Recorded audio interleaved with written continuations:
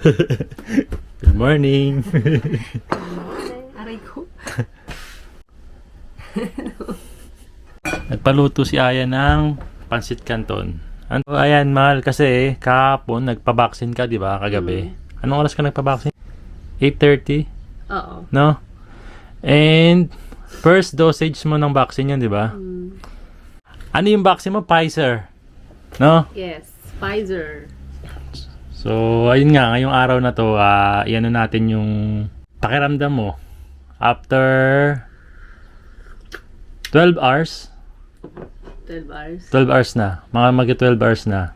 Ano yung, ano yung nararamdaman mo ngayon after 12 hours? I'm good. I'm good. I'm feeling good. Mukha naman eh. Wala. Parang normal lang. Masakit lang yung braso ko. Masakit pa yung braso mo ngayon. Anong pakiramdam? Parang pinalo. Parang, ano ba? parang pinalo? Parang... Pero pag hinawakan yung braso mo, masakit. Hindi naman. Hindi naman. Pag pinindot-pindot, hindi naman. Pinutin ko. So, wala ka rin nararamdaman na lagnat. Wala. Nag-check ka na ng temperature mo. Yes. Anong degree mo? 36.2. So, wala kang lagnat pa, no? After 12 hours. So, mamaya-maya, check ulit natin kung ano yung pakiramdam mo, no?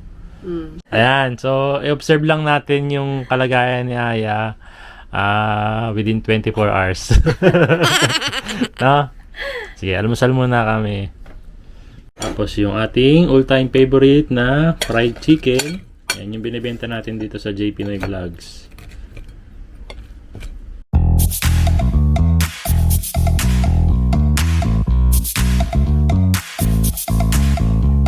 And si Yuna, saka si Kuya AG ay nasa school na, nakapasok na sila kanina. Kami nga ni Mama Aya, dahil Friday ngayon, walang trabaho. Walang pasok. Itong month na to, actually last month pa siya, laging yung lahat ng Friday walang pasok sa kaisya namin or company. Kayo? Ako, this week, wala akong pasok daw. Pero mamaya malalaman ko rin, tatawag tayo kung may pasok na ako next week. So, observe lang natin si Mama Aya kung ano yung magiging pakiramdam niya after 24 hours. Within 24 hours, di ba? So, sabi kasi nila, 1 to 2 days daw ang may mga mapapansin kang mga kakaibang pakiramdam, di ba? So, Sabi yan. ko sa'yo, magpa-vaccine ka na eh. kailangan na siguro magpa-vaccine. Di ba, sa October 30, magpapa-vaccine na naman ako. Naka-schedule na ako. 15日、7時58分。 Yan. Lumindol daw? Oo. Ngayon, alas 8 ng umaga. Wakayama Ken, saan yun? Wakayama Ken. Siguro maliit lang kasi... Ayan, 4 lang. 4 ang lakas ng lindol. Oh. Ayan, 3.6 nakalagay. Magnitude. Wakayama. Ayan, panay lindol na naman dito sa Japan. And, ayan, sanay na naman kami. Ayan, it's already 12 na ng tanghali. And, ilang oras nang nakalipas, mahal, nung na-vaccine ka? Bibilang ba ako? 8, 12, 13, 16 hours after ng vaccine. Ano yung pakiramdam mo ngayon? I feel beautiful. Hindi nga. Maganda ka naman eh. Oh, di ba? Wala, okay lang. Normal lang. Hindi ka nakakaramdam ng parang lagnat or sinat? Walang ganun. Tapos wala kang hindi ka nahihilo, parang kahit anong masamang pakiramdam, wala ka nararamdaman. Wala. Normal pa rin, no? So, mukhang maganda sa yung Pfizer, no? Hindi, first vaccine pa lang naman eh. Saka sabi naman nila, minsan hindi masyadong nakakaramdam ng kung ano yung first vaccine, di ba? Sa second vaccine. Hindi, depende yata eh. Kasi yung Moderna, di ba? Halos parang lahat yata sila nagkaroon ng lagnat. Kahit first vaccine? Oo. Yung Pfizer kasi daw medyo parang, ewan ko compare sa Moderna, medyo mas malakas daw yung Moderna. Mas malakas yung Moderna. Kaya malakas makalagnat, no? Oo, compare sa ibang vaccine. So, in 16 hours ng after vaccine, wala kang mararamdaman ngayon. Wala naman. Wala naman. Sana wala naman, no? Wala naman. Okay, sige. So, ipupuntahan lang kami ni Mama Aya kasi punta tayo ng Western Union, no? And yung Western Union kasi rito is medyo malayo. So, pupunta pa kami ng Isesaki kung saan merong Western Union kasi meron tayong subscriber na nagbigay ng konting regalo para sa atin. And sa Western Union natin ito makukuha. So, punta tayo sa isang Philippine store dito na malapit sa amin, which is sa Isesaki. At meron silang Western Union. Bali, 47 minutes pala yung biyahe namin mula rito hanggang dun sa Isesaki, dun sa Philippine store na pupuntahan namin kung saan kami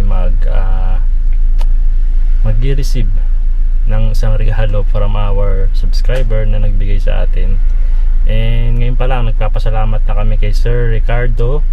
Ayan, Sir Ricardo Uchoco. Ayan, from Los Angeles, California. Ayan, maraming salamat po. And God bless po sa kabutihan nyo po. Ayan.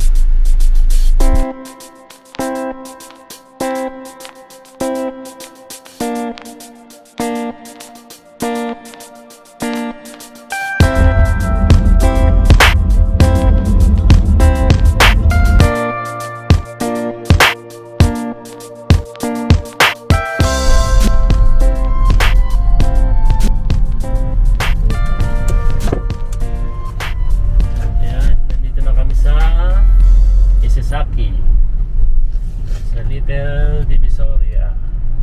May parking kaya?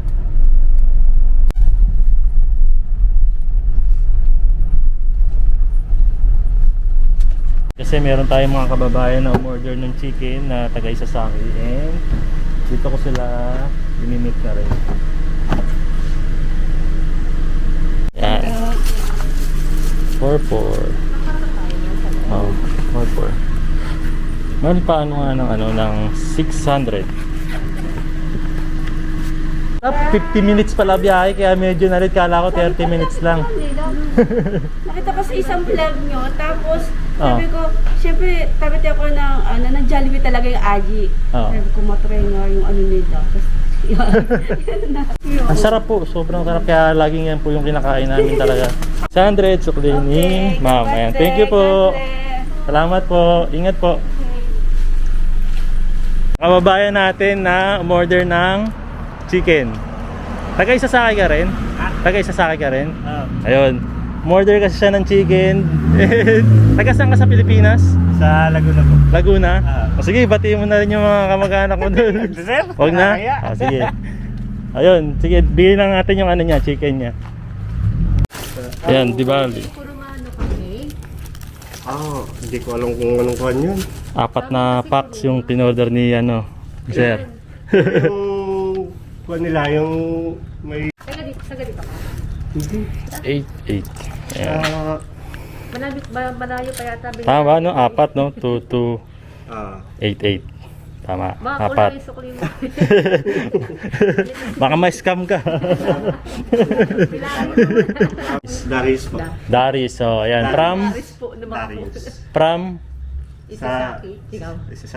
hindi, sa Pilipinas. Sa Laguna. Laguna, oh. Ay, Laguna yung work ko, pero taga Quezon mismo ako. Ako, Infanta. Ayun, may mga kamag-anak kami doon. Oh. Mga ritual. Ritual? Oh. Sa Merial? Oo. Yan. Sige, salamat, sir. Ay, sir. Malayo pa ata yung ano niya. Picture daw tayo, sabi Oh, sige, no problem. Sabi pa, sinuloko mo lang kami. Kailangan ng... Sabi ko, huwag na, nakakaya kaya. Kailangan ng proof. Sabi, 1, 2. Okay ba yun? So, ayan, nandito kami sa Western Union sa Isesaki. Sa Little Divisoria. Ayan, si Tita. Tawagin mo na lang akong Alawi. Alawi. Ano ba yun? Ay, sorry. Iba na Alawi ng Alawi Isesaki. na. Ayan. Yeah, So, dito sa Little Divisoria, open sila everyday. Everyday. Everyday po. Anong oras po? From 10 to 8 o'clock ang grocery and from 10 to 7:30 ang Western Union. Kung malapit lang din kayo dito, pwede kayong bumisita kay Tita Ivana Alawi ng Isesaki. Ayan, so... Ano na lang, Tita Malu. Ayan, Tita Malu. Yan ang tunay kong pangalan. Ayan, si Tita Malu. Ayan, napakabait ito ni Tita Malu. And sobrang marami kayong mabibili dito sa store niya, mga pagkaing Pilipino.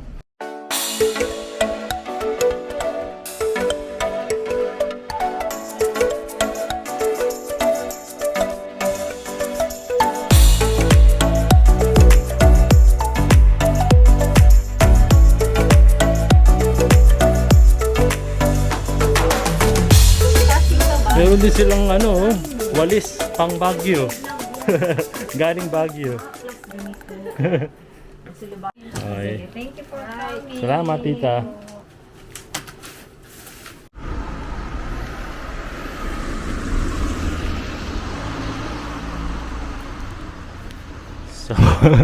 So andito kami ngayon sa restaurant kasi para makapag-lunch muna kami ni Aya, and after 14 hours, ayan, tanong natin si Aya kung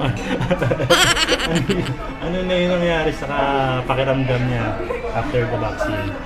Alaman, after 14 hours, anong nararamdaman mo ngayon?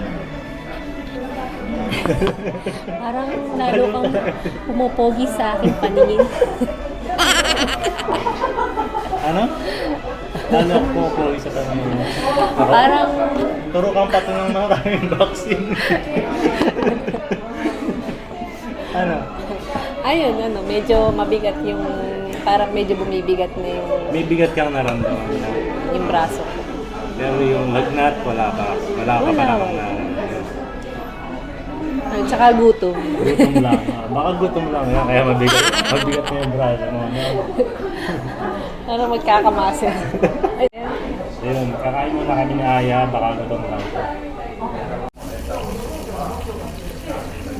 Ay, kipas ba?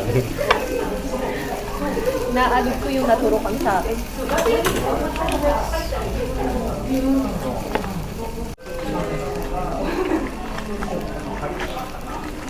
My all-time favorite sa Cocos. Meron ano to ng gulay. All-time favorite. That's rice. Si Aya, ano yung order mo na? Tinapay. Tinapay. Lalo kang gugutomin yan. Saka chicken steak.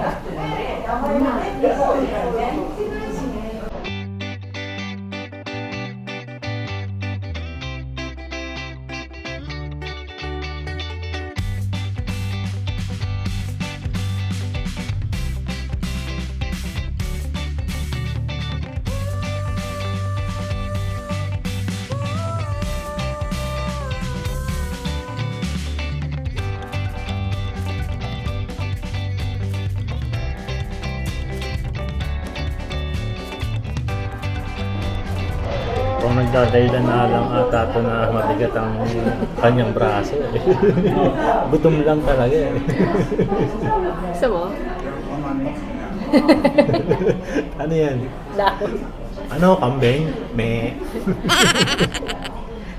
Ano ba? Kinakain ba to? Oo, ano yan, mahal eh. Eh, di ko Sige nga, na. kainin mo nga. Mint yan, mahal. Mint leaves yan. Ikaw may kailangan niya mint. Mint leaves. Siguro pagkatapos mo kumain, wala na yung sakit ng braso.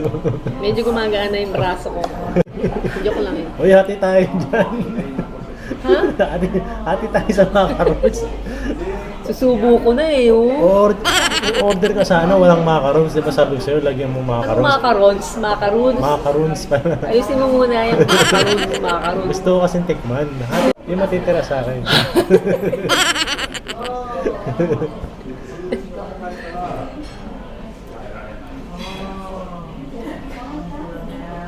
Ano?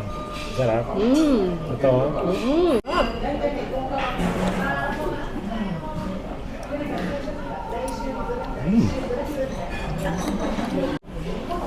Enjoy! Enjoy! Ice cream.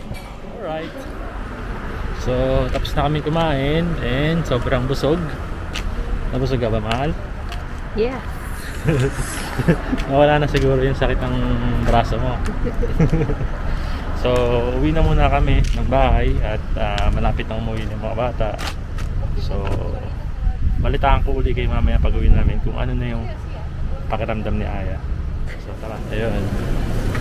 After 18 hours, after ng vaccine ni Aya, pauwi na rin sana kami.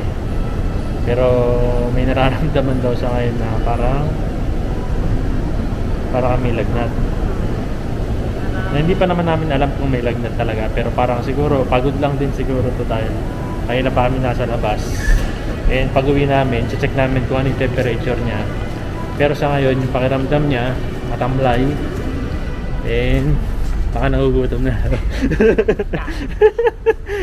Baka nagugutom na naman to. Hindi, yun. So, uwi muna kami kasi medyo masama na yung pakiramdam ni Aya. Balitaan namin uli kayo. Parang siguro doon sa binili ko kaya... Medyo napamahal yung bili mo. Sige.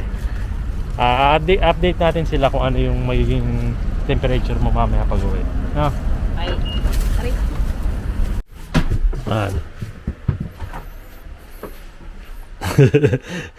Vaccine. Ayan, mag-temperature ka. Check mo kung may aswang ka na ba.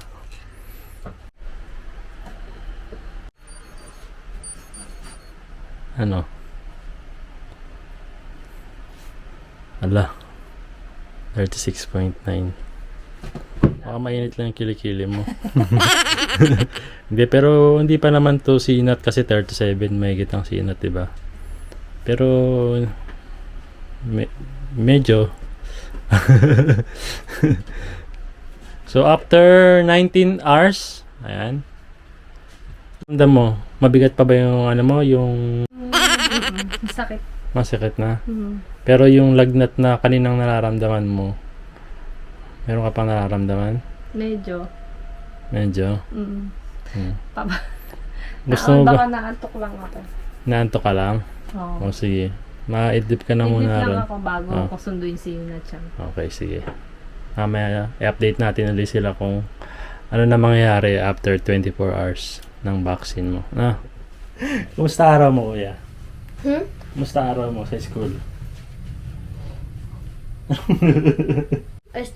Okay lang. So, magluluto muna ako ng dinner. Lulutuin natin is... Miswa. Oo. Tapos si Mama Aya kasi yung miswa na gusto niya, merong sardinas. Pero sa mga bata siguro, miswa na lang. Yun, bago tayo magluto, gusto ko lang sana magpasalamat dun sa nagbigay ng regalo sa atin.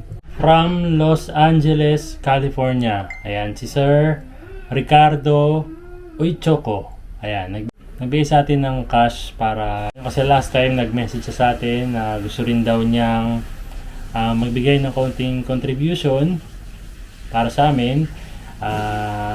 Gaya ng ginawa ni Miss Lim from New Jersey. And maraming salamat po Sir Ricardo Uychoco and Miss Lim from New Jersey. Ayan, thank you so much po sa inyong lahat.